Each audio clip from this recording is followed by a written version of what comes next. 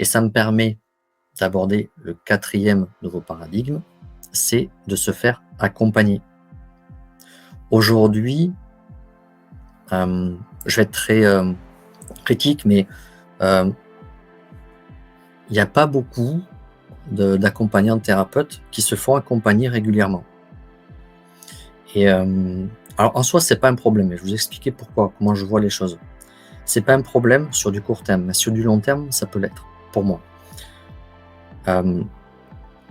Quand les bénéficiaires viennent vous voir et qu'ils viennent faire un accompagnement, de plus en plus, il y en a qui posent la question si le propre thérapeute, est-ce qu'il se fait superviser?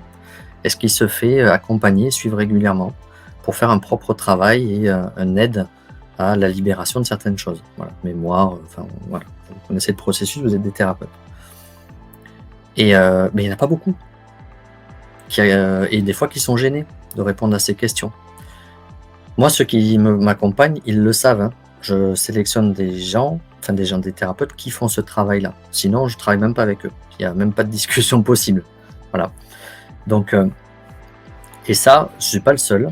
Il y en a de plus en plus. Et ceux qui rentrent dans une démarche de développement personnel depuis quelques années, de plus en plus, ils sont dans cette exigence-là, ce niveau d'exigence-là. Et plus on va avancer dans notre évolution, plus on va avoir des bénéficiaires qui vont être dans cette exigence-là. Donc ça paraît quelque part un petit peu légitime aussi. Parce que la difficulté de faire un travail sur soi, de se mettre à nu, de donner, de se livrer à un thérapeute, il faut une vraie démarche d'humilité. Et c'est important que les accompagnants thérapeutes soient aussi dans ce processus d'expérimentation. Ça ne veut pas dire qu'ils ne sont pas humbles, etc. C'est pas la question. C'est que se mettre à nu et de demander de l'aide, ne serait-ce que de demander de l'aide, et puis d'accepter de se dévoiler, de s'ouvrir, de dire « Ah oui, là j'ai des choses à aller travailler, j'ai des choses à aller comprendre ». C'est pas toujours facile, et donc c'est important de pouvoir le faire.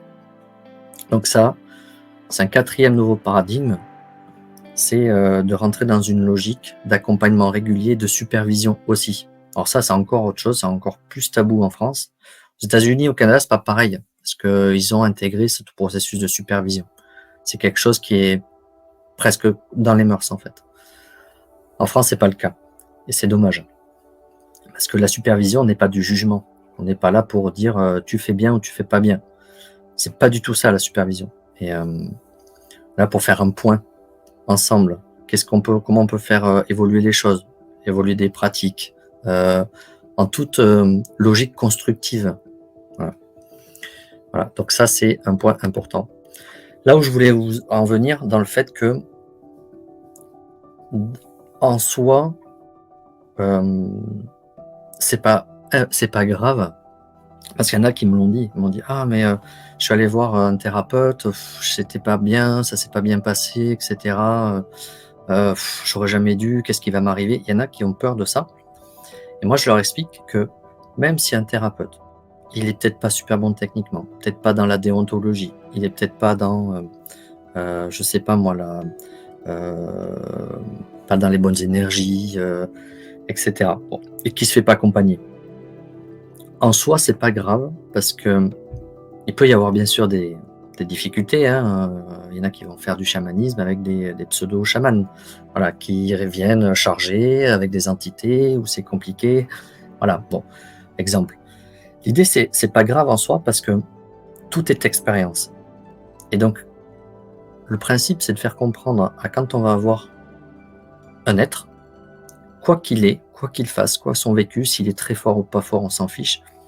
D'ailleurs, il n'y a pas de notion de fort ou pas fort, mais l'idée, c'est qu'on va avoir un être et on va vivre une expérience. Par contre, ce qui est important, c'est de comprendre pourquoi on a vécu ça. Pourquoi on a été attiré par ce contexte. Parce que c'est pas que l'être, hein, c'est l'être avec le contexte. Voilà, c'est comprendre pourquoi. Et c'est ça où c'est important à faire ce travail d'introspection, d'auto-analyse, même d'aide, hein, pour comprendre avec un autre thérapeute qu'est-ce qui m'est arrivé. Voilà.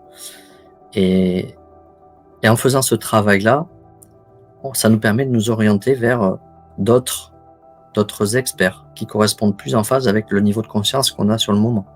Voilà. Donc c'est pas grave en soi d'avoir des expériences parfois un peu difficiles. Et plus on avance et on chemine sur soi, plus on se libère, plus on est exigeant avec soi-même, hein, parce qu'on vient chercher des couches beaucoup plus profondes.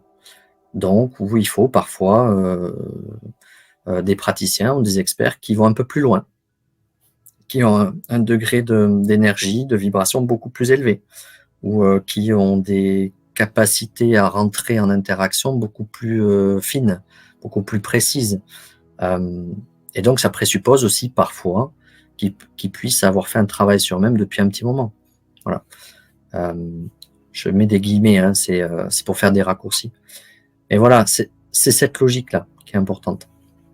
Donc, le 4e nouveau paradigme que je voulais intégrer, c'est le fait de se faire accompagner régulièrement et pas une fois tous les 2 ans comme des fois j'entends, ou quand je pose la question, ouais, je me fais accompagner. Ok, c'est quand la dernière fois?